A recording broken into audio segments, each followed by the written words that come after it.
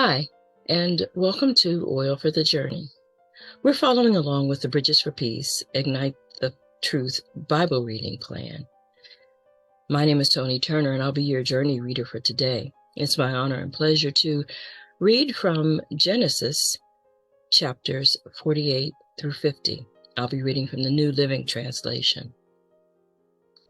In this segment, Jacob, also known as Israel in the scriptures, he's very old now. He's approximately 140-ish years old, and he knows that he's getting ready to die. And so he calls his son Joseph to him and asks him to bring his two sons, Ephraim and Manasseh.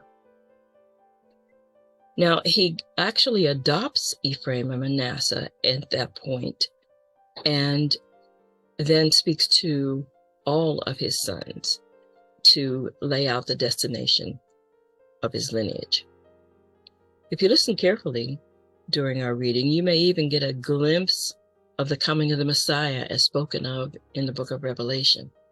Hint, hint, it has to do with the word that he gives to Judah. Genesis chapter 48. One day, not long after this, word came to Joseph, "Your father is failing rapidly." So Joseph went to visit his father, and he took with him his two sons, Manasseh and Ephraim. When Joseph arrived, Jacob was told, "Your son Joseph has come to see you." So Jacob gathered his strength and sat up in his bed. Jacob said to Joseph, "Almighty God appeared to me at Luz in the land of Canaan and blessed me. He said to me, 'I will make you fruitful, and I will multiply your descendants. I will make you a multitude of nations, and I will give this land of Canaan to your descendants.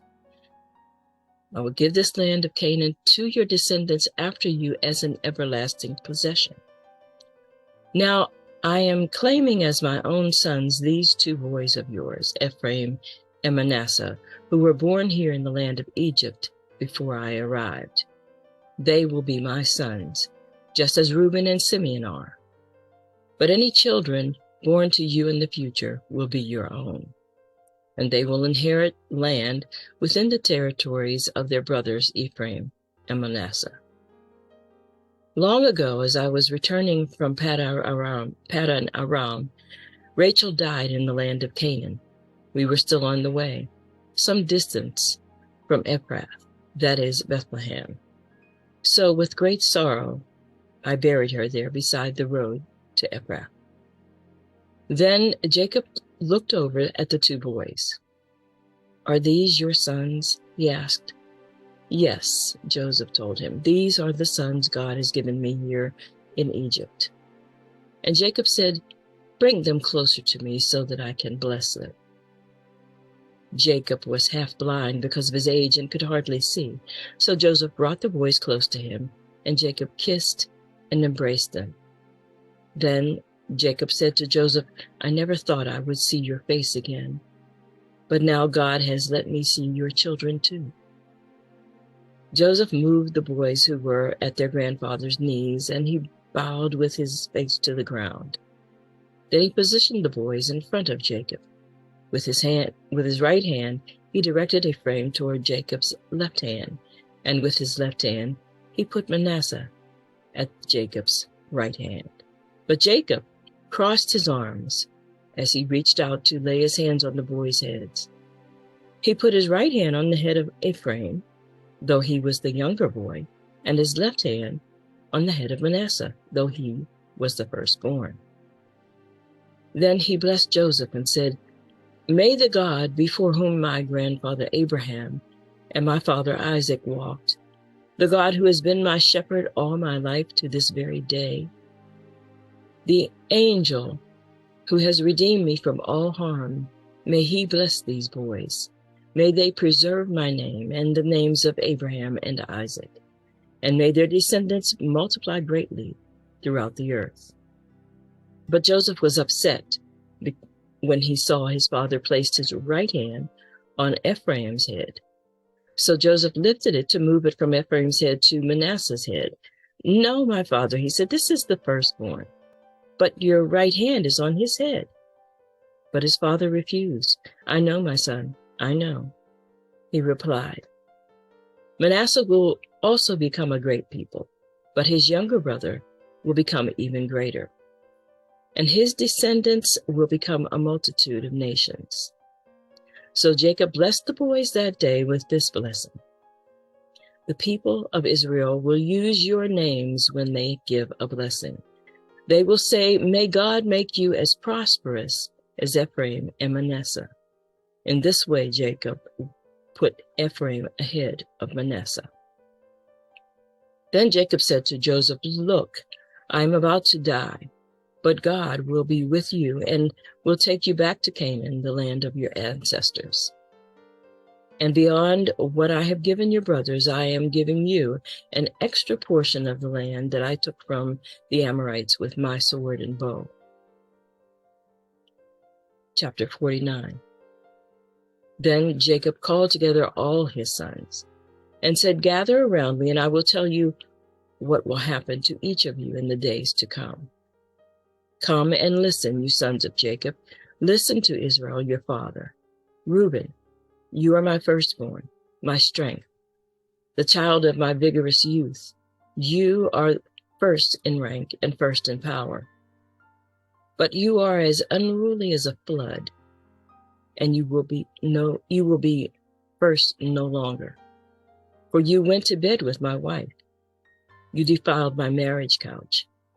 Simeon and Levi are two of a kind. Their weapons are instruments of violence. May I never join in their meetings. May I never be a party to their plans. For in their anger they murdered men, and they crippled oxen just for sport. A curse on their anger, for it is fierce. A curse on their wrath, for it is cruel. I will scatter them among the descendants of Jacob. I will disperse them throughout Israel. Judah, your brothers will praise you.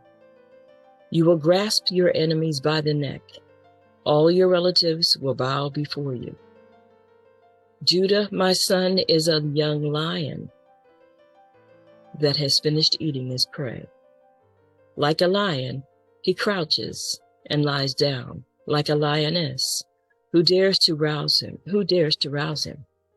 The scepter will not depart from Judah, nor the ruler's staff from his descendants, until the coming of the one to whom it belongs, the one to whom all nations will honor. He ties his foal to grapevine, the coat of his donkey to a choice vine. He washes his clothes in wine, his robes in the blood of grapes. His eyes are darker than wine, and his teeth are whiter than milk.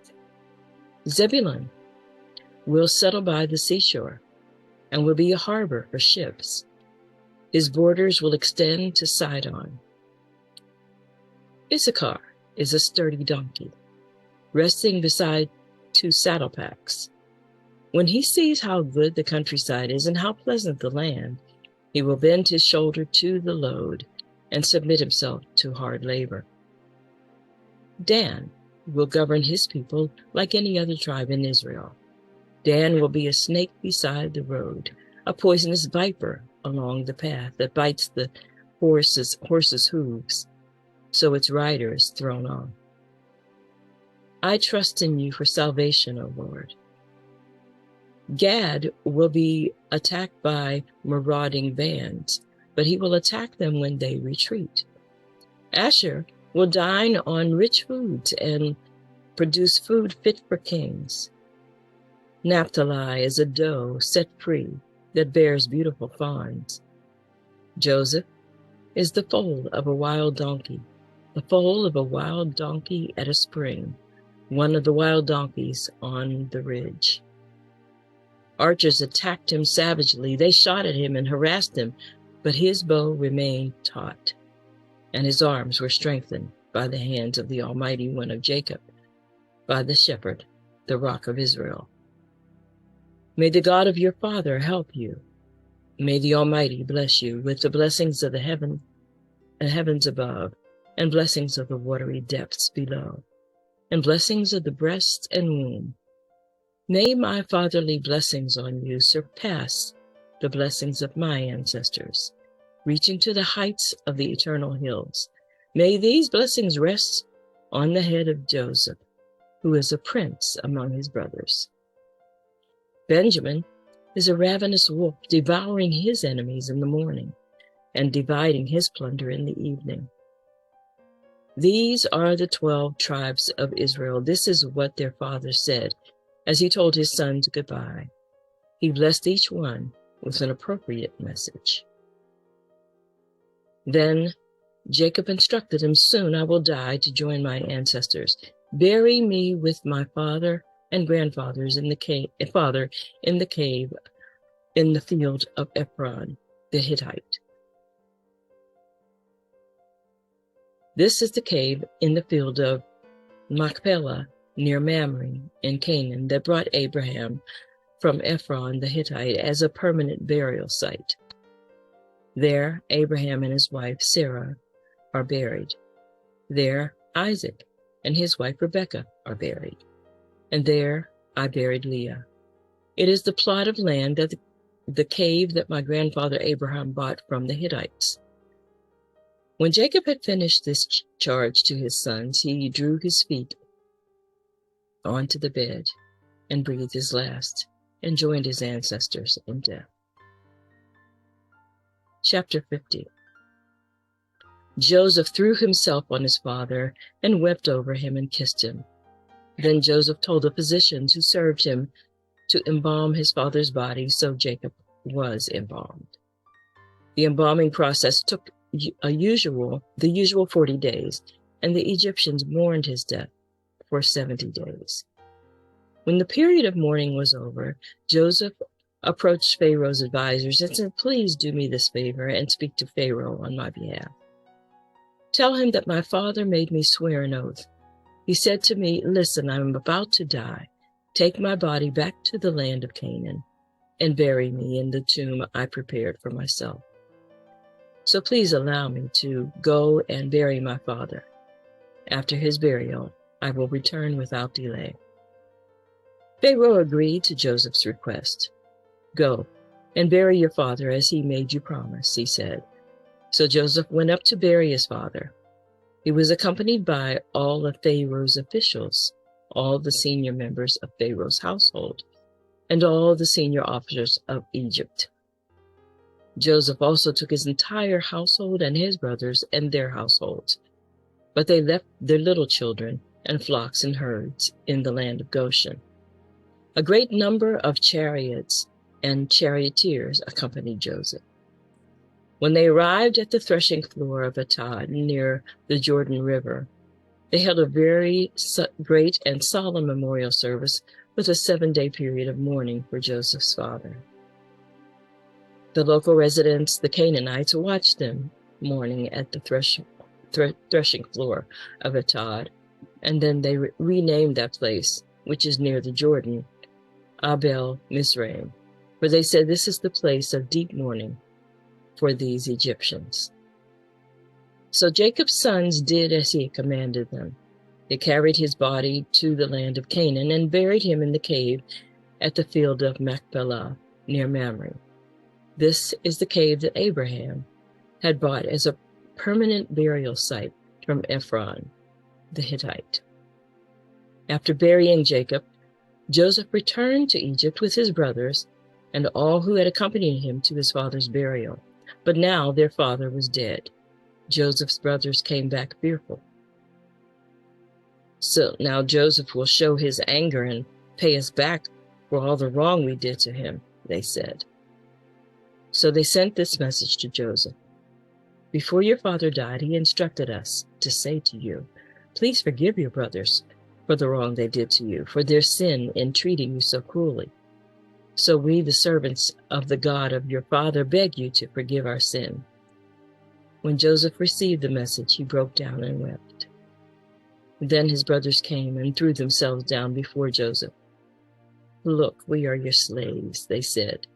But Joseph replied, "Don't be afraid of me. Am I a God that I can punish you? You intended harm to me, but God intended it all for good. He brought me to this position so I could save the lives of many people. No, don't be afraid. I will continue to take care of you and your children." So he reassured them by speaking kindly to them. So Joseph and his brothers and their families continued to live in Egypt. Joseph lived to the age of 110. He lived to see 3 generations of descendants of his son Ephraim, and he lived to see the birth of the children of Manasseh's son, Machir, whom he claimed as his own. "Soon I will die," Joseph told his brothers, "but God will surely come back to help you and lead you out of this land of Egypt. He will bring you back to the land he solemnly promised to give to Abraham, Isaac, and Jacob." Then Joseph made the sons of Israel swear an oath, and he said, "When God comes to help you and lead you back, you must take my bones with you."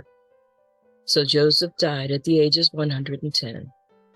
The Egyptians embalmed him, and his body was placed in a coffin in Egypt. Well, God bless you, and I hope that you were able to listen all the way through and to understand how important it was to give that blessing, and that we need to think about how we bless our children, even in the naming of our children. We want to bless them with a future that hopefully they'll deserve. Have a great day.